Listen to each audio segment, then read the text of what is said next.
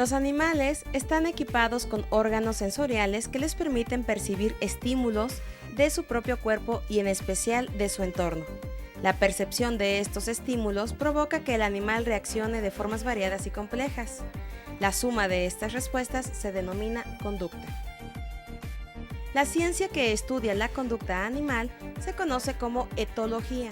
Su nombre proviene del vocablo griego ethos, que significa costumbre o comportamiento. De manera general, se reconocen dos tipos de conducta: la conducta innata y la conducta aprendida. La mayoría de los animales nacen con algunos patrones de comportamiento programados automáticamente en su sistema nervioso y útiles para la supervivencia. Estos patrones se conocen comúnmente como instintos. No se aprenden y se adquieren por imitación. Un ejemplo de conducta innata es cuando las tortugas marinas recién salidas del huevo se aventuran hacia el mar y se alejan nadando. Ellas conocen por instinto la dirección del mar en la orilla de la costa y nadan sin necesidad de haber aprendido por imitación a hacerlo. Otro ejemplo es la construcción del nido en las aves. La conducta innata puede ser de varios tipos.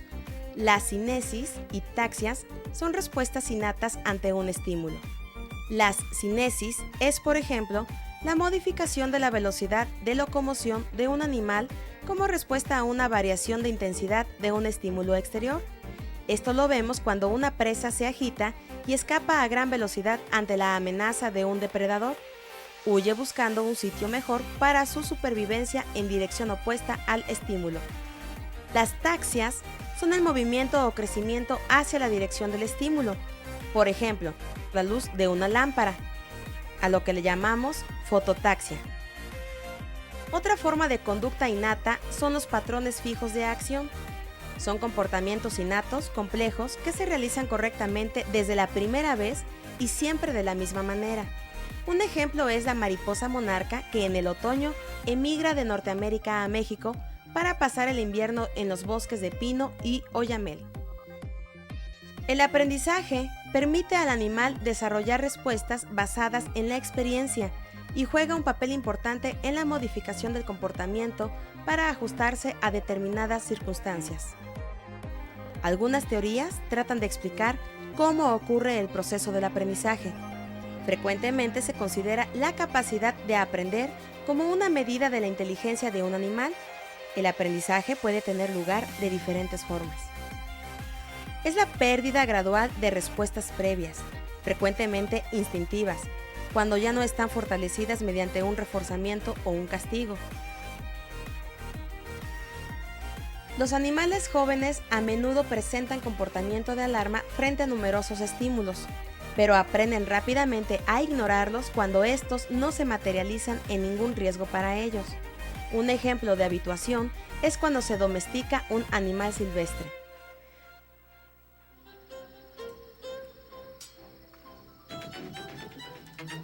Los animales aprenden también asociando una respuesta a determinado estímulo. Este proceso se denomina condicionamiento. El condicionamiento ha sido clasificado en clásico y operante.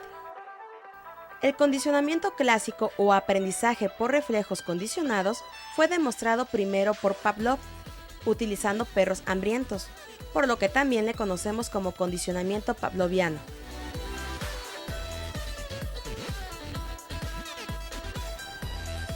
Un ejemplo muy simple de esto lo vemos en los acuarios domésticos. Los peces han asociado el estímulo o sombra del volumen de una persona que se acerca con la obtención del alimento. Con el tiempo, los peces aprenden a acercarse al sitio donde se les coloca el alimento cuando una persona se acerca a la pecera. Comienza cuando un animal obtiene una recompensa por acciones espontáneas. El animal aprende por ensayo y error a repetir ese patrón de conducta e incluso lo va mejorando. Por ejemplo, los perros de caza desarrollan y mejoran sus habilidades motoras al atrapar una presa si al final de la cacería reciben un pedazo de carne o huesos del animal cazado. Este aprendizaje se observa en aves y mamíferos silvestres que son domesticados desde pequeños. En la impronta maternal, un animal recién nacido establece un fuerte vínculo con un objeto móvil cercano, como una persona, al que considera como su madre.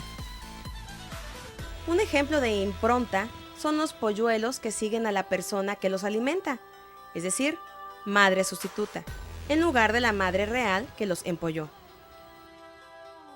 La introspección es otra forma de aprendizaje, por ensayo y error, pero a nivel mental.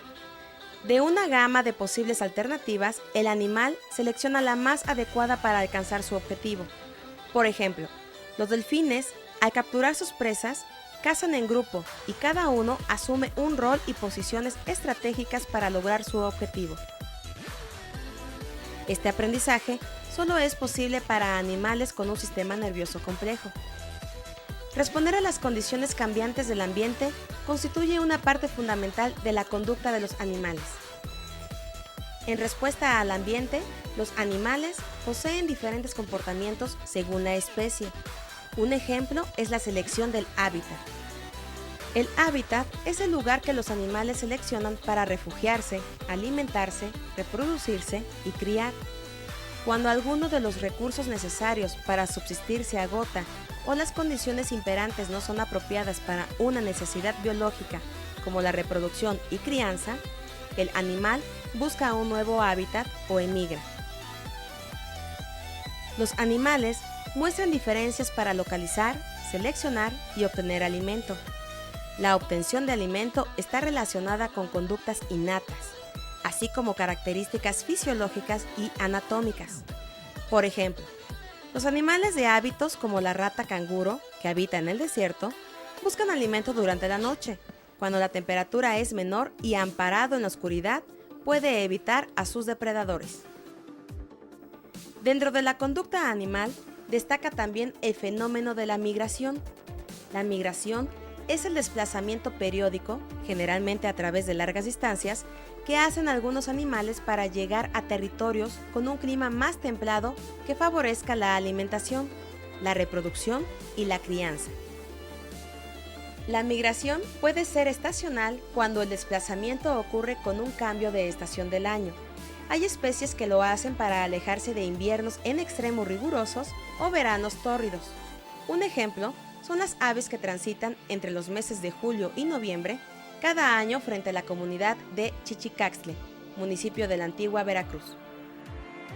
La migración es reproductiva cuando tiene como principal propósito un lugar propicio para el apareamiento y la crianza de la descendencia. Un ejemplo de este tipo de migración es el que realiza la ballena gris. Esta especie pare sus crías en Baja California, México, para luego dirigirse al mar de Bering, cerca de Alaska, en busca de alimento. Además de la etología, que estudia el comportamiento de las especies animales, existe otra rama de la biología que estudia el comportamiento de los animales dentro de una sociedad. A esta disciplina o rama de la biología se le conoce como sociobiología. La sociobiología estudia la dinámica de una sociedad animal y por lo tanto estudia las relaciones que se dan entre ellos. Por ejemplo, la cooperación, la competencia, la territorialidad, el cortejo y la jerarquía social. Dentro del comportamiento social animal, uno de los aspectos más importantes e interesantes tanto para la etología como para la sociobiología y la biología en general es el comportamiento reproductivo y en el caso de organismos que se reproducen sexualmente, la conducta sexual. El tema de la conducta sexual en los animales es un tema muy complejo, con muchas preguntas e implicaciones evolutivas. ¿Por qué existen dos sexos distintos? ¿Por qué existe el sexo? ¿Por qué la competencia entre organismos del mismo sexo para conseguir pareja? ¿Qué estrategias utiliza cada sexo para seleccionar la mejor pareja? Estas son algunas preguntas que se plantea la biología en general en relación a este tema.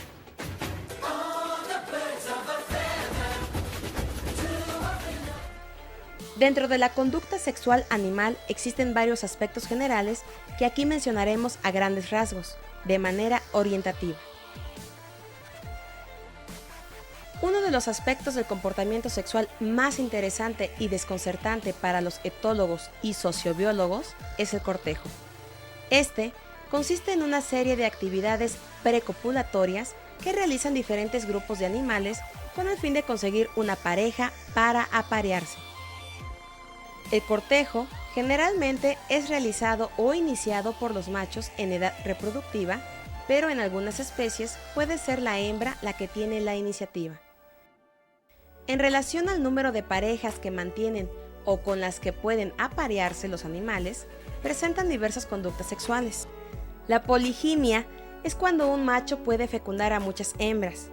Es frecuente en mamíferos, como por ejemplo los leones, los lobos y los babuinos. La poliandria es cuando una hembra copula con muchos machos. Las ventajas es que la hembra tiene más ayuda para el cuidado de los descendientes. Tu guía didáctica menciona a los chimpancés hembras como ejemplo, pero un ejemplo más preciso son los bonobos. En la monogamia, el macho solo se aparea con una sola hembra durante la época de reproducción. La desventaja para el macho es que sus genes no podrán propagarse más ampliamente. La ventaja es que coopera con la hembra, y eso significa un mayor éxito en la supervivencia de las crías. Otro aspecto importante de la conducta animal son los cuidados que los padres prodigan a sus crías.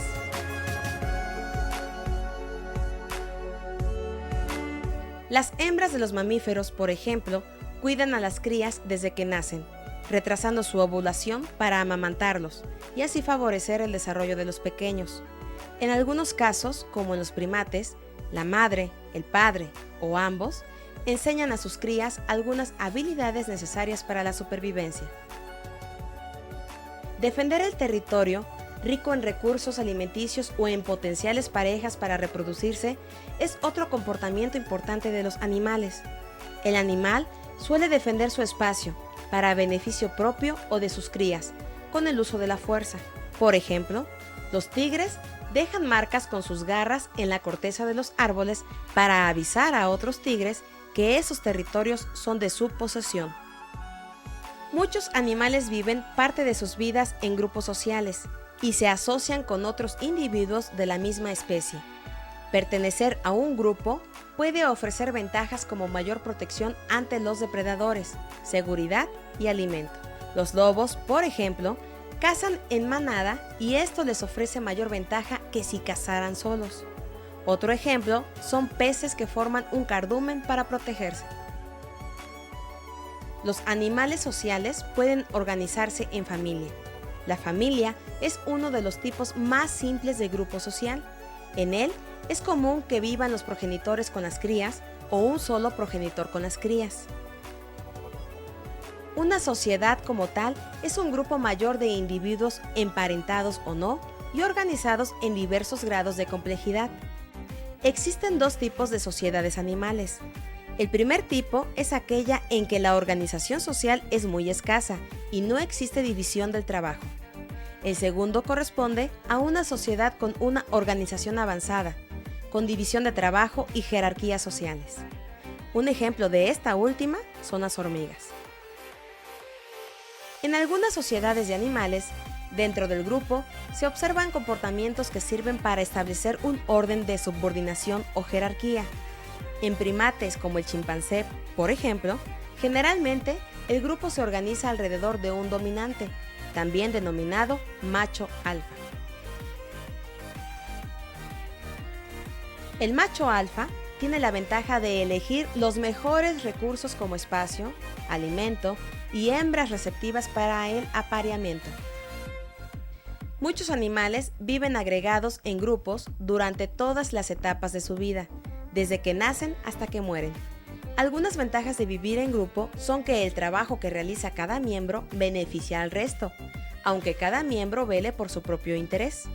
Esto se puede definir como una conducta altruista, aunque no todos los autores están de acuerdo. Otro tipo de conducta dentro del grupo puede ser cierto comportamiento que se hace a favor del otro con tal de que el otro haga lo mismo por ti. Esta conducta se llama recíproca. Un ejemplo es el acicalamiento ¿Qué realiza un animal para quitarle los parásitos a otro, esperando que el otro devuelva el favor? Este video ofrece un breve panorama del objeto de estudio de la etología y la sociobiología. Para mayor información, consulta tu guía didáctica, así como otros materiales pertinentes como documentales de la vida salvaje.